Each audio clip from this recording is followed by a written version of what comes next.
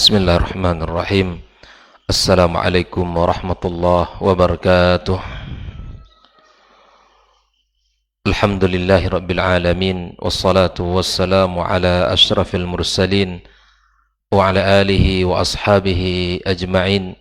Ashhadu an la ilaha illallah wahdahu la syarika lah, waliyus salihin, wa ashhadu anna Muhammadan abduhu wa rasuluhu al-mab'utsu rahmatan lil alamin.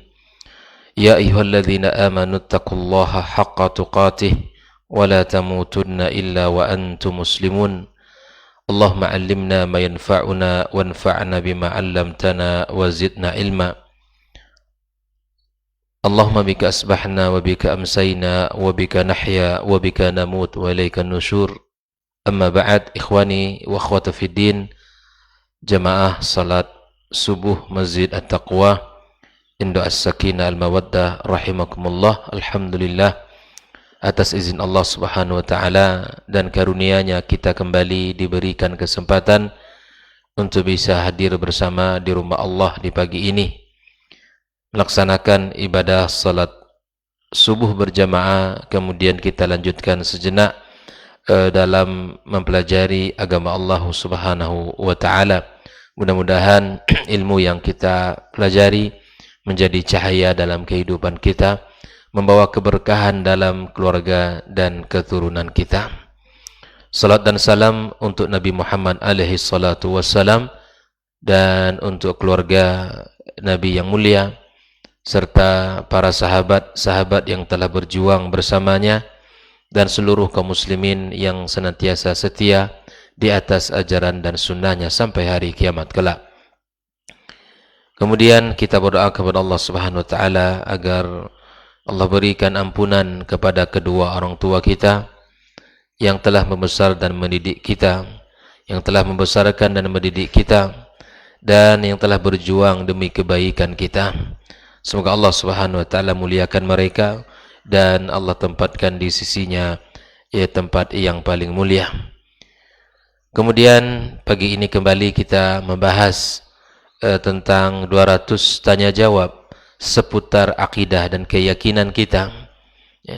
Pagi ini adalah pertanyaan yang ke-122, yaitu tentang as-sirat, tentang as-sirat, sebagaimana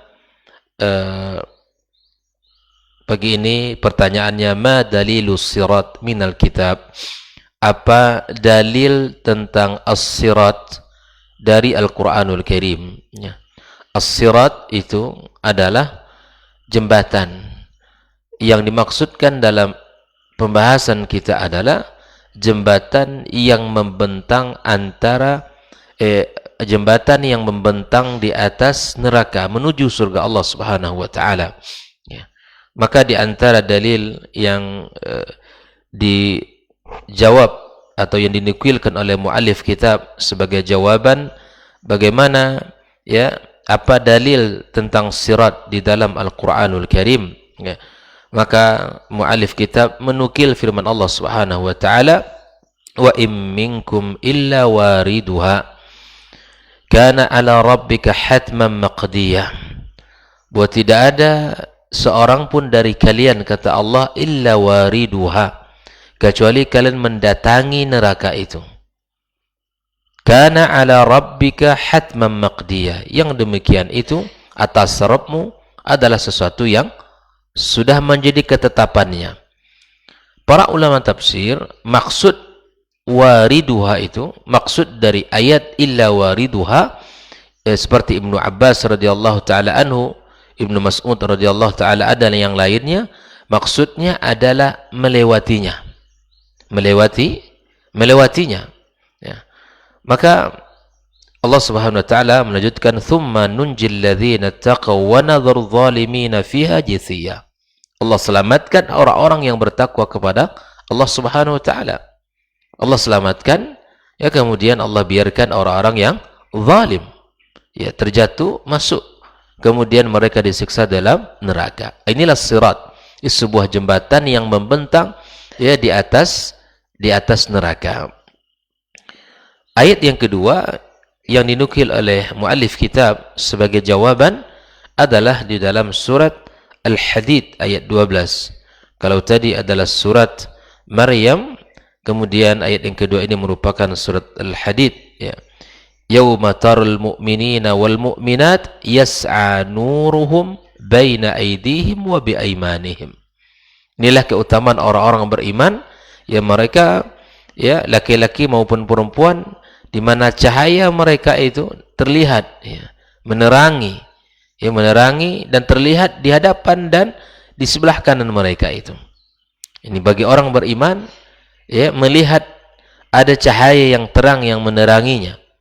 Dan itulah keutamaan orang-orang yang beriman kepada Allah Subhanahu wa taala. Maka mari kita lihat beberapa dalil dari sunnah. Ini pertanyaan yang ke-12, ya, ke-123, ya, yaitu ma dalilu dzalika wa sifatuhu minas sunnah. Mari kita lihat apa pula dalil dan sifat sirat dari sunnah Rasulullah sallallahu alaihi wasallam. Yang pertama yang dinukilkan di antara hadisnya, ya, qauluhu sallallahu alaihi wasallam fi hadis syafa'ah.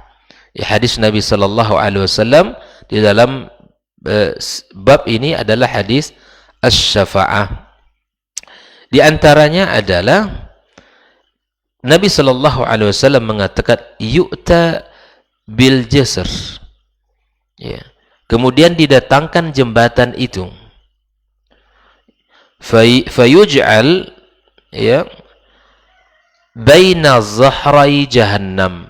Kemudian jembatan itu dibentangkan di atas permukaan neraka jahannam. Jadi di atas neraka jahannam dibentangkan, diletakkan, ya, jembatan tersebut. Ya, disebut dengan as-sirat, itu disebut dengan al-jisr. Ya. Qulna ya Rasulullah wa mal jisr. Kemudian kami para sahabat bertanya, ya Rasulullah, ya, bagaimana bentuk jembatan itu? Nah, ini yang harus kita fahami baik-baik agar kita selamat dari al-jisr itu. Ya, bagaimana bentuknya? Wa mal jisr?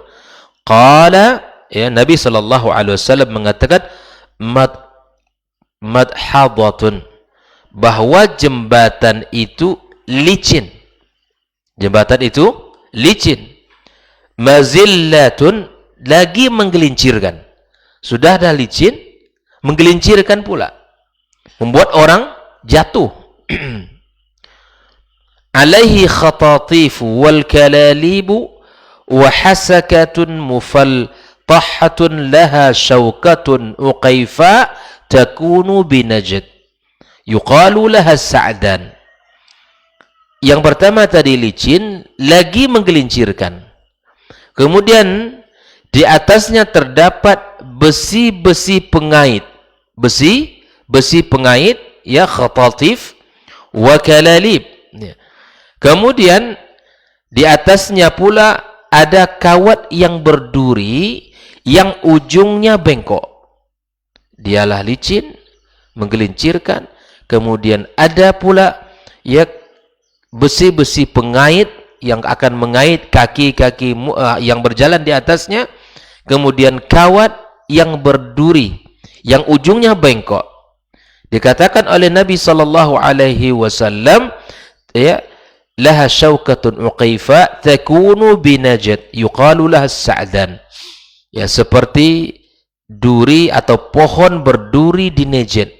Ada sebuah pohon yang berduri di Najd itu namanya sa'dan. Ya, sa'dan yang dikenal dengan pohon sa'dan. Ini hadisnya muttafaqun alaih. Ini beberapa cirinya. Ya, di antaranya apa sirat itu? Licin, kemudian menggelincirkan, kemudian dia ada besi-besi pengait, ya, kemudian ada kawat-kawat yang ujungnya bengkok. Ya. Kemudian Nabi sallallahu alaihi wasallam di dalam hadis yang lain juga menyebutkan, ya, di dalam riwayat yang lain, di dalam riwayat Imam Al-Bukhari, wa yudrabu jisru jahannam, kemudian dibentangkan neraka dibentangkan jembatan di atas neraka jahannam. Qala Rasul sallallahu alaihi wasallam fa akunu awwalu may yujiz. Saya adalah orang yang pertama melewatinya. Jadi kalau ada yang bertanya siapakah orang yang pertama melewatinya, adalah Rasulullah sallallahu alaihi wasallam. Wa du'aur rusul, dan tahukah kita bahwa doa para nabi dan rasul di saat melewati itu, Allahumma sallim sallim. Itu doanya. Allahumma sallim sallim. Ya Allah, selamatkan, selamatkan. Doanya para nabi begitu. Apalagi kita, pengikutnya. Allahumma sallim sallim. Wa bihi kalalib mislu syauqis sa'dan. Sa'dan, ya, di atasnya ada pengait-pengait seperti duri pohon sa'dan. Amma ra'aitum syauqas sa'dan, tidakkah kalian melihat durinya pohon sa'dan? Ini di kota Najd adanya. Qalu bala ya Rasulullah, fa innaha mithlu syauqis sa'dan ghair annaha la ya'lamu qadra idhamiha illa Allah. Tidak ada yang mengetahui besar kecilnya duri itu kecuali Allah. Di atas sirat itu ada pengait-pengait yang tidak mengetahui besar kecilnya atau besarnya kecuali Allah Subhanahu wa taala. Fatuhtafun nasa bi'amalihim, maka kemudian ya besi-besi itu mengait kemudian mencangkok kaki orang-orang yang lewat sesuai dengan amalnya. Bayangkan. Ini hadis yang kedua.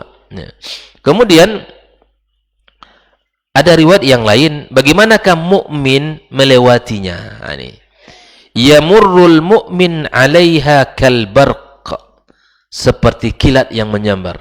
Ini mukmin. Bagaimana cepatnya kilat itu? Bahkan dalam riwayat katarf, ada yang seperti lewat seperti kedipan mata. Kedip mata, lewat, selesai. Subhanallah. Ada orang yang seperti kalbarq, seperti kilat. Wa karrih, ada orang yang seperti angin, ya. Angin yang lewat, yang kita rasakan.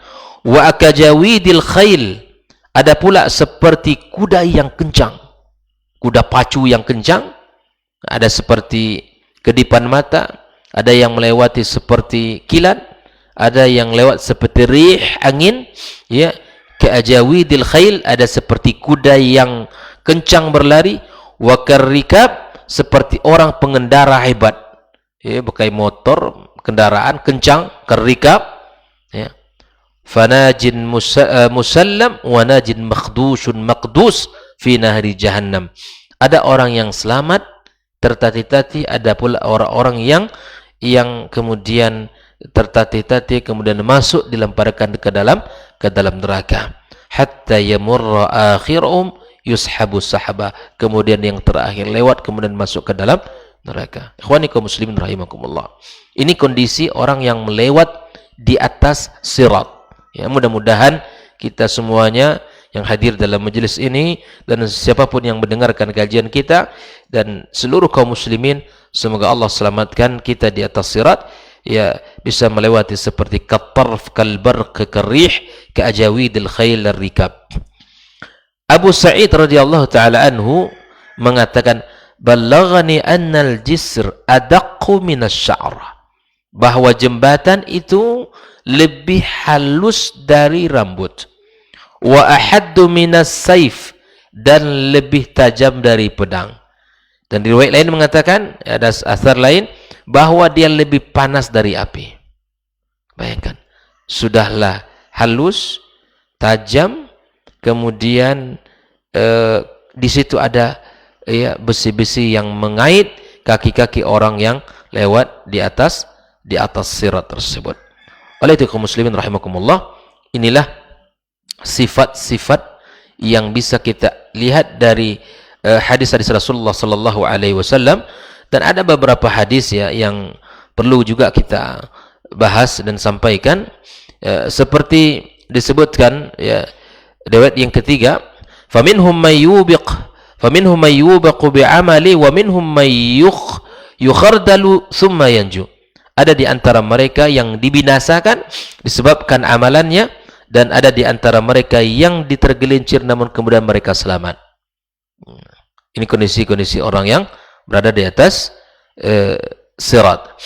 Ada riwayat yang berikutnya, Rasul sallallahu alaihi wasallam menyebutkan, wa yudrabus siratu baina zahri jahannam, dibentangkan sirat di atas neraka jahannam, fa akunu ana wa ummati awwalu may yujiz, maka saya, kata Rasul, dan umatku adalah orang yang pertama melewatinya. Walaupun umat Muhammad merupakan umat yang terakhir, namun mereka memiliki keutamaan jika dibandingkan dengan umat-umat yang sebelumnya.